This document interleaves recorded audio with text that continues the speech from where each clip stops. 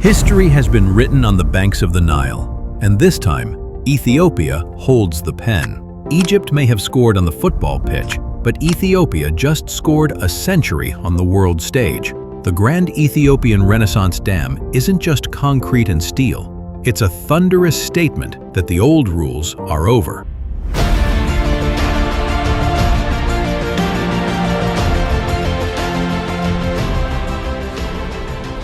Welcome to Semenenya Spotlight, your front row seat to the Horn of Africa's most explosive stories.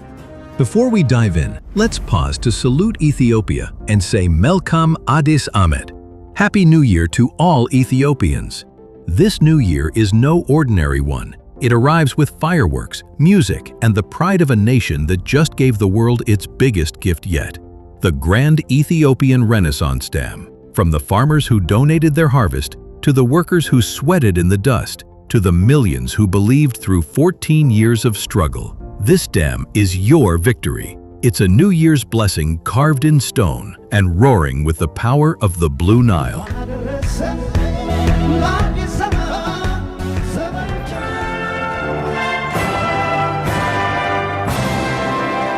September 9th, 2025 is not just a date. It's a milestone that future generations will point to and say, that's when Ethiopia stood tall. That's when Africa's heartbeat grew louder. And today, we dive headfirst into the drama, the diplomacy, and the defiance that has the Nile trembling and Egypt reeling. Buckle up. This story floods history itself. Let's set the stage. Last Friday, Egypt crushed Ethiopia 2-0 in the World Cup qualifiers. The streets of Cairo should have been electric with celebration, right? Wrong. Instead, Egyptians were drowning in regret, hit with the cold reality that while they won on the pitch, they're losing a far bigger game, the race for the Nile's lifeblood, water. Egyptian journalist Ali Al-Kamash summed it up perfectly on his Facebook page. We beat Ethiopia in football, and they beat us in water polo. That's not just shade. It's a gut punch that echoes across a nation of 110 million whose survival hinges on the Nile. The red card. Now, fast forward to September 9th, 2025, a date Egypt will never forget. After 14 years of sweat, sacrifice, and diplomatic cage matches, Ethiopia flips the script with the official opening of the Grand Ethiopian Renaissance Dam. Picture this, a 145-meter-tall, 1.8-kilometer-wide colossus straddling the Blue Nile, holding back 74 billion cubic meters of water, enough to flood entire regions or power a new African era. Ethiopian Prime Minister Abiy Ahmed, standing proud before the dam with the Ethiopian flag waving defiantly, called it a historic achievement in a video posted on X. Fireworks lit up the sky, bands played, and leaders from Kenya's William Ruto to Somalia's Hassan Sheikh Mohammed joined the party, toasting African unity. This wasn't just a ribbon cutting. It was Ethiopia planting its flag and saying, "We're done playing by your rules." But for Egypt, this is no celebration. It's a red card in the face. The GERD is a game changer, a checkmate in a water war that's been brewing since construction began in 2011.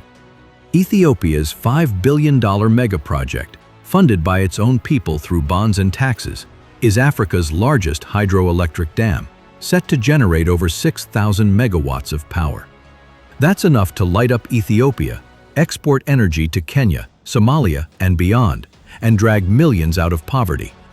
Abiy's been preaching peace, insisting the dam's a shared opportunity. In July, he told Egyptian and Sudanese leaders, not a single drop has been lost from your Aswan High Dam. He's pushing cooperation, mutual benefits, all that good stuff. But here's the kicker. Ethiopia's Minister of Water and Energy, Habtamu Itefa, threw down the gauntlet. The dam's done, he said. What's left to negotiate? That's the red card, folks. Ethiopia's calling the shots, and Cairo's left scrambling. Now, Nile's at Ethiopia's mercy. Let's talk stakes. The Nile isn't just a river, it's Egypt's lifeline. 97% of Egypt's water comes from it, feeding 110 million people, irrigating millions of acres, keeping the Arab world's most populous nation alive. Ethiopia's dam gives them the power to control the flow, to unleash floods or trigger droughts without firing a shot. Dr. Abbas Sharaki, a Cairo University water expert, warned on Al-Hadath al-Yawm that Ethiopia could slash Nile flows by 2 to 3 billion cubic meters in drought years. That's millions of acres of farmland gone, poverty spiking, and a nation on its knees. Egypt's already grappling with a 54 billion cubic meter water deficit, scrambling to modernize irrigation, cut losses, and ramp up desalination from 1.4 million to 10 million cubic meters a day by 2030. Prime Minister Mustafa Madbouli dreams of hitting 30 million. But that's a long shot when the Nile's at Ethiopia's mercy. A leaked agreement. Sudan flipped on Egypt. And here's where it gets messy. Sudan, Egypt's downstream neighbor, was supposed to be Cairo's ally in this fight. Together, they've screamed international law violation through joint statements demanding their historic shares. 55.5 billion cubic meters for Egypt, 18.5 for Sudan. But a leaked Al Jazeera document from October 2022 reveals Sudan's been playing both sides.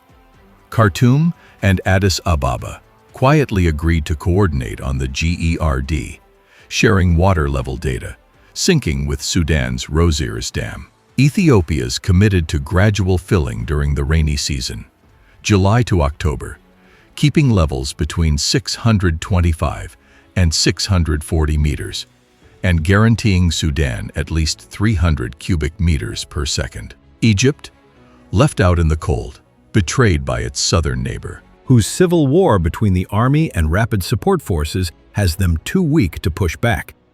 Sudan's deal with Ethiopia is the first formal framework for the dam's operation, sidelining Egypt's demand for a binding three-way agreement tied to the 1959 Nile Treaty. Cairo out of military option.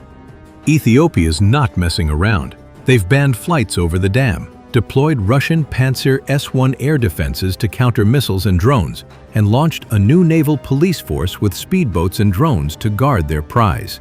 The Ethiopian Air Force, led by General Yilma Merdasa, is on high alert, vowing to protect the GERD from any aggression. This is fortress mode, a clear message to Cairo and beyond. Try us, and you'll regret it. Meanwhile, Egypt's options are shrinking faster than a desert oasis. Military action? A logistical nightmare. 2,000 kilometers away, no Sudanese backup, and the risk of a dam collapse flooding millions. Diplomacy?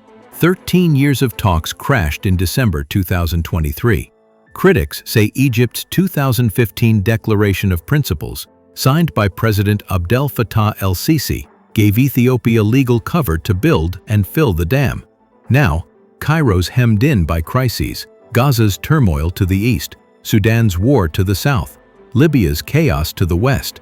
The U.S. won't touch the issue unless Egypt takes on Gaza's refugees, a non-starter for Cairo. So, what's Egypt got left? Researcher Mohammed Mahmoud suggests playing the Horn of Africa card, cozying up to Somalia, Eritrea, Uganda, Tanzania, Kenya, even the DRC to isolate Ethiopia. International arbitration? Possible, but only if all agree. Gulf mediation? A long shot. Or maybe, just maybe, Egypt swallows its pride and offers cooperation, the carrot over the stick, to secure water guarantees, especially in drought years. But let's not kid ourselves. Ethiopia's holding the cards. This dam's a middle finger to colonial-era treaties that gave Egypt and Sudan the Nile's lion's share. It's self-reliance in action. 15,000 workers, countless sacrifices, and a nation of 120 million betting on a brighter future. Let's give credit where it's due. Ethiopia's victory lap is a masterclass in defiance. The GERD's not just power, it's a symbol of African sovereignty. At the inauguration, Abiy shed tears of pride as African Union chiefs and regional leaders cheered. This dam will export electricity, fuel growth, and challenge the old guard. Egypt's fighting to adapt, but the Nile's rules have changed. Ethiopia's scored, and the crowd's roaring. So, Semenenya Spotlight asks, is this the end of Egypt's Nile dominance? The dawn of a new African order? Or the spark of a water war that could reshape the Horn? Drop your takes in the comments. Hit that like button, share this with your crew, and subscribe for more raw, unfiltered spotlights on the battles shaking the world. This is Semenenya Spotlight, where the Horn's stories burn bright. Way good, and we'll see you next time for another dose of truth that hits harder than a Nile flood.